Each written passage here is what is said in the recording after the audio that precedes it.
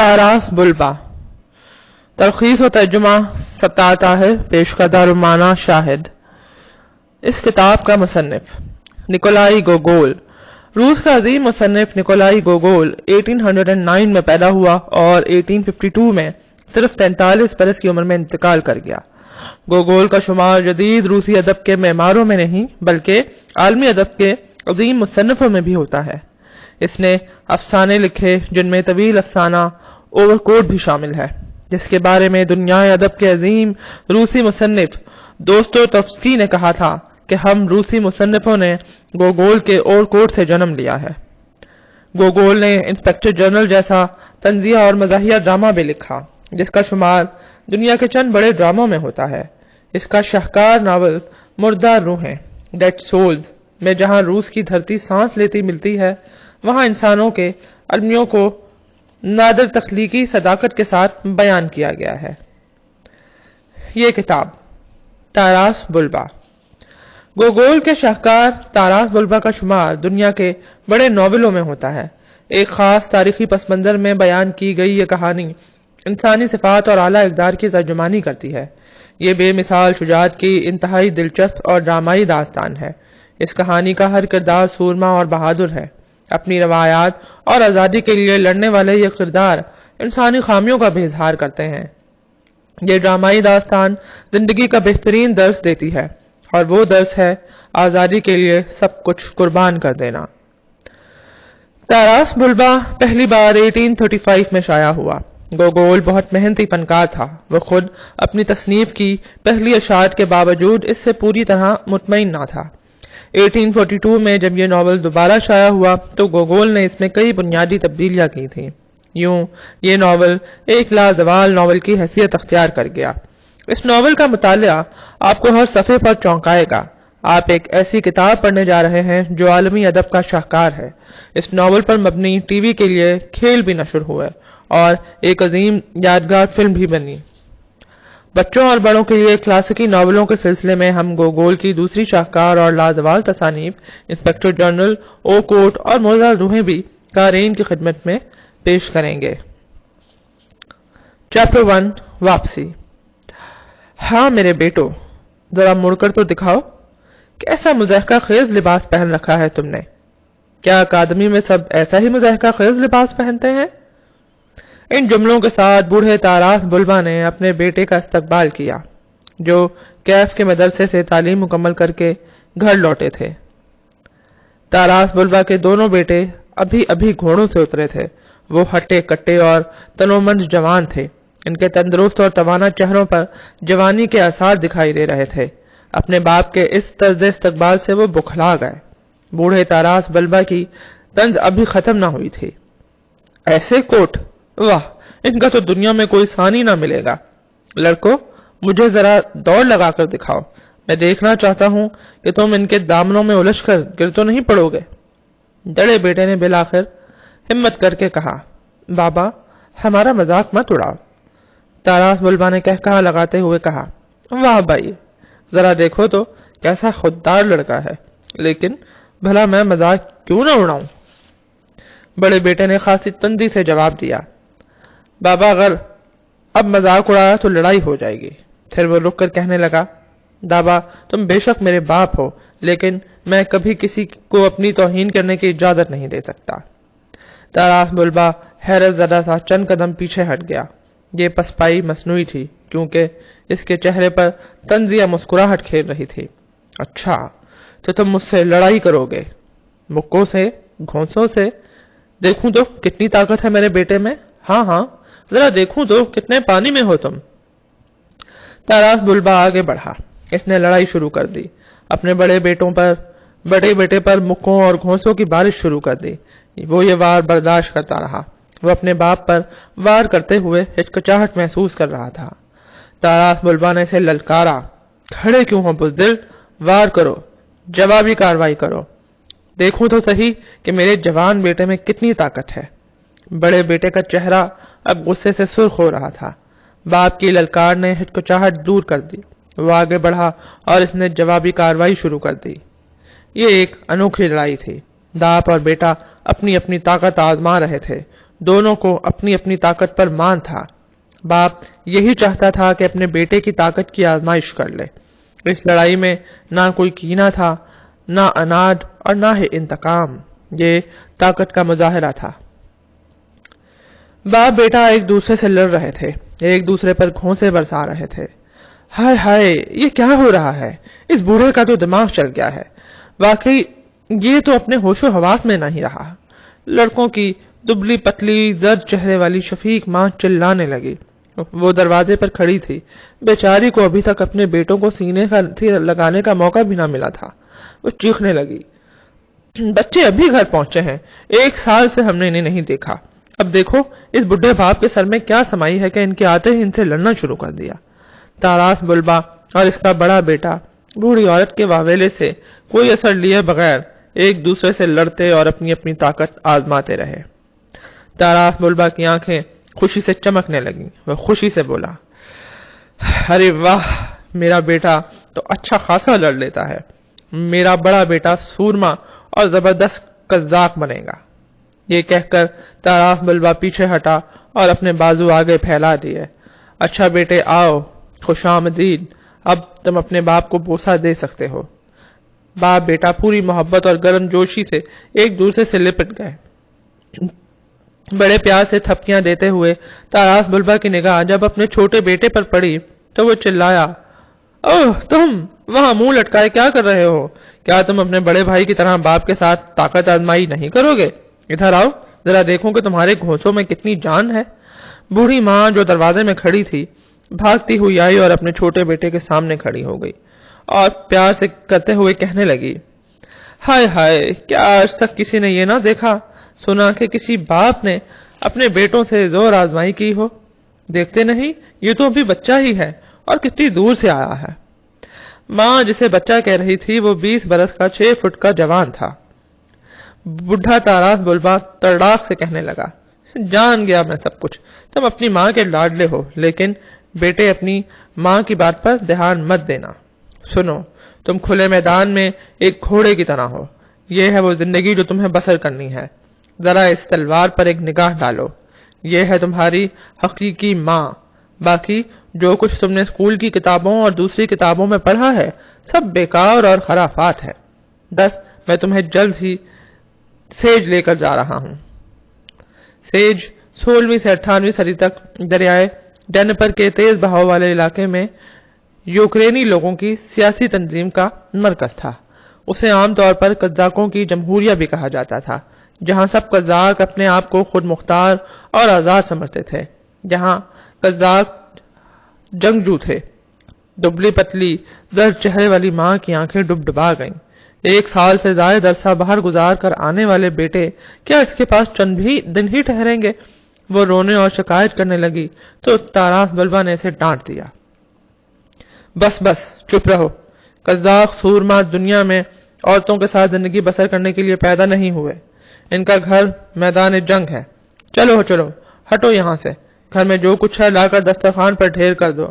اور سنو میری بیوی، ہمیں تمہاری پڈنگ اور پیسٹریوں کی ضرورت نہیں، ہمیں ایک مسلم بکرا چاہیے۔ جاؤ جا کر انتظام کرو۔ تاراس بلبا اپنے دونوں بیٹوں کو گھر کے بہترین کمرے میں لے آیا۔ یہ کمرہ اس کے ذوق کے مطابق آراستہ تھا۔ یہ وہ دور تھا جو اب صرف کہانیوں میں ہی زندہ رہ گیا ہے۔ اس کمرے کی دیواریں اور چھت رنگین مٹی سے پسی ہوئی تھیں۔ ان دیواروں پر کیا کیا نہ سجا اور لٹکا ہوا تھا۔ انوکھی تلواریں، سواری کے چابک، مچھلیاں اور چڑیاں پکڑنے والے جال، طرح طرح کی بندوقیں، سینگوں کے بنے ہوئے رنگین بارودان، سنہری لگامیں، اس طرح کے منقش اور ملمہ کاری کے نمونوں پر مشتمل کرابے، جام اور سراہیاں، یہ سارے نوادرات 3-4 پشتوں سے تاراس بلبا کو ورثے میں ملے تھے، اور اس نے بھی اپنی بھرپور کوشش سے ان چیزوں میں اضافہ کیا تھا۔ تاراس بلبا بے حد خوش تھا اپنے بیٹوں کی واپسی پر، اور پھر انہیں صحت مند اور طاقتور پا کر خوشی سے پھولا نہ سما رہا تھا۔ وہ اپنی خوشی کا بھرپور اظہار کر رہا تھا۔ اپنے بیٹوں کی واپسی کی خوشی میں تاراس بلبا نے اپنے سب دوست اور ریجمنٹ کے پرانے ساتھی دعوت پر مدعو کر لیے جو اس وقت وہاں گھروں پر موجود تھے۔ مہمان آنے لگے، اور جب तारास बल्बा के दो पुराने और गहरे दोस्त साउल और तोकाउच भी आ गए तो तारास बल्बा ने बड़े फख्र से अपने दोनों बेटों को सबके मुआयने के लिए पेश किया और खुशी और फख्र से बोझल आवाज में कहा, कहो, मैं नाउम्दा नौजवान में इन्हें जल्द ही सेज भिजवा रहा हूं।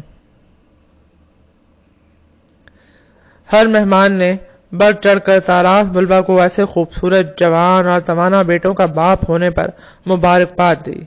घर आने वाले बेटों की बूढ़ी माँ अपने खावन के हुक्म के मुताबिक खाने का इंतजाम कर चुकी थी और फिर खाने का सिलसिला चल निकला। सालम भुने हुए बकरे की टिक्का बोटी करने का अमल शुरू हुआ। दस्तरखान अनवा इकसाम के लजीज खानों से अटा हुआ था। मेहमान बेदरेग खा रहे थे। तारास बल्बा और इसके दोनों बेटे भी बढ़ चढ़ कर हाथ मान रहे थे। वो खाते जा रहे थे और पीते जा रहे थे और तारास बल्बा तरंग में आकर कहने लगा, सुनो मेरे बेटो, वहां अकादमी में तुम्हारी कमचियों से तो खूब पिटाई हुई होगी। ये तो मैं मान ही नहीं सकता कि तुमने शरारतें ना की हो और तुम्हें कमचियों और कोड़ों से पीटा ना गया हो। बड़े बेटे रोस्ताप ने अपने बाप जैसे लहजे में ही जवाब दिया, बाबा जो हुआ सो हुआ, नाजी की बातें छोड़ो, अब वो जमाना खत्म हुआ। तारास बल्बा के छोटे बेटे आंद्री की जबान भी खुल गई। वो चिल्लाया, अरे अब मुझे कोई छूने की कोशिश न करे, मैं तो जैसे ही किसी तातारी को देखूंगा उसे कज्जाक तलवार का मजा चखा दूंगा। हाँ। बूढ़ा तारास बल्बा अपने बेटे की इस बात पर निहाल हो गया। वाह क्या जी, लगती कही, ये हुई ना बात। बस मैंने फैसला कर लिया है, मैं भी तुम्हारे साथ सेज जाऊंगा। हाँ, मैं भला यहाँ क्यों ठहरूं, मैं काश्तकार और खानादार क्यों बनूं। ठीक है, आजकल कोई जंग नहीं हो रही, फिर भी मैं यहाँ क्यों रहूं। यहाँ तो मुझे जंग लग रहा है। मैं तो अब सेज में ही रहूंगा, सूरमाओं और जवानों के साथ। तारास बल्बा पर ऐसा जोश और गजब तारी हुआ कि वो उठकर खड़ा हो गया और बड़े बावकार लहजे में कहने लगा, हम चंद दिन भी यहाँ क्यों रहें।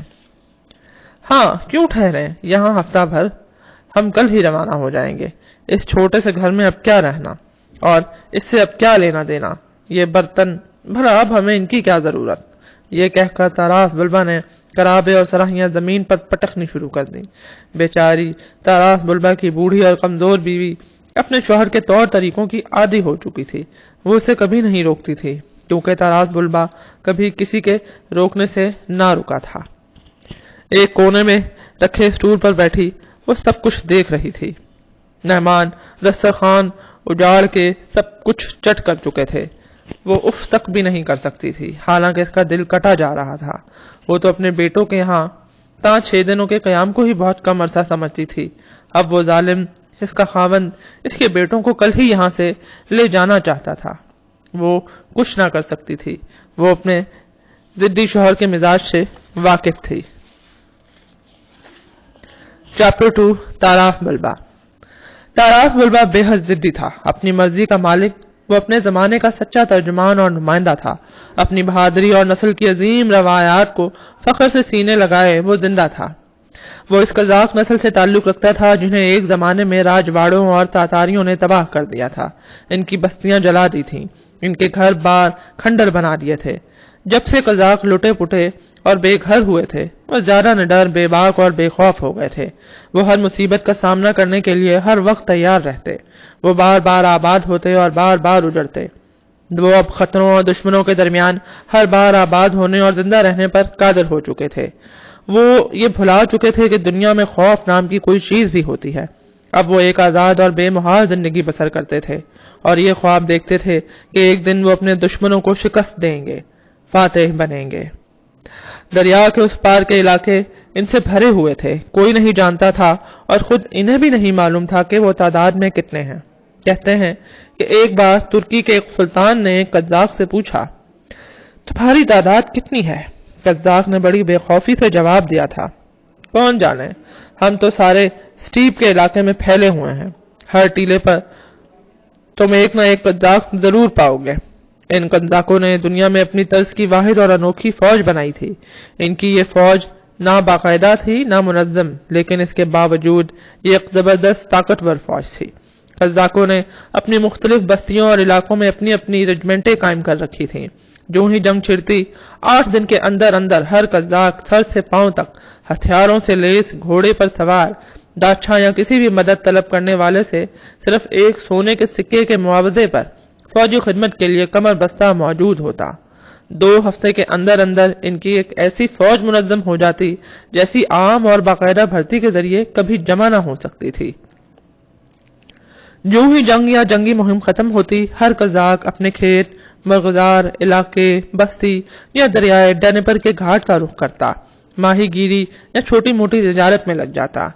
اس زمانے کے غیر ملکی ان قزاقوں کی غیر معمولی صلاحیت پر حیرت کا اظہار کرتے تھے، کیونکہ ایسا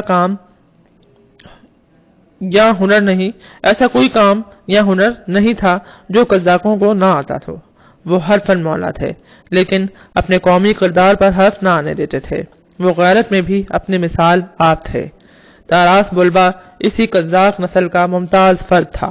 وہ پرانے قزاق فوجی کرنلوں میں سے ایک تھا اور قزاقوں میں خاص شہرت رکھتا تھا۔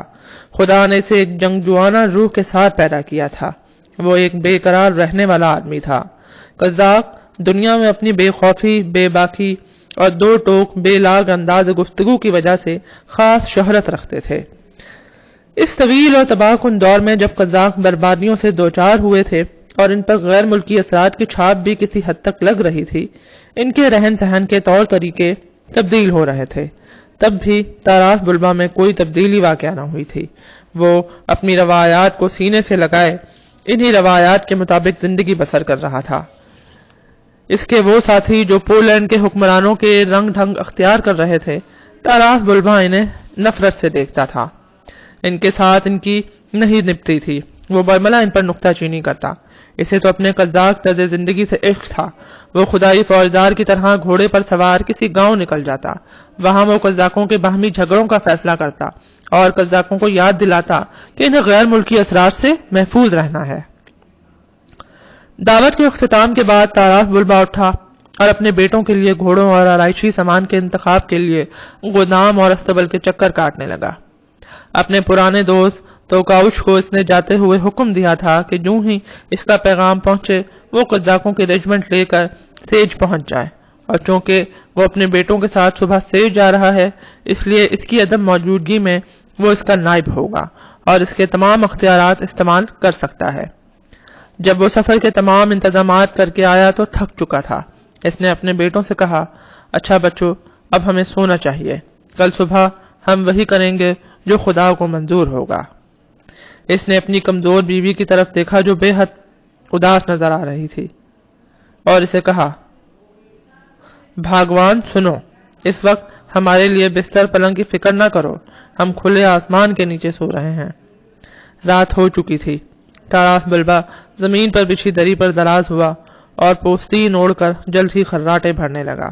اس کے بیٹے بھی، جنہوں نے آج کی دعوت میں ڈٹ کر کھایا پیا تھا، وہ بھی کھلے آسمان کے نیچے زمین پر لیٹے تو جلد ہی اپنے باپ کی طرح خراٹے لینے لگے۔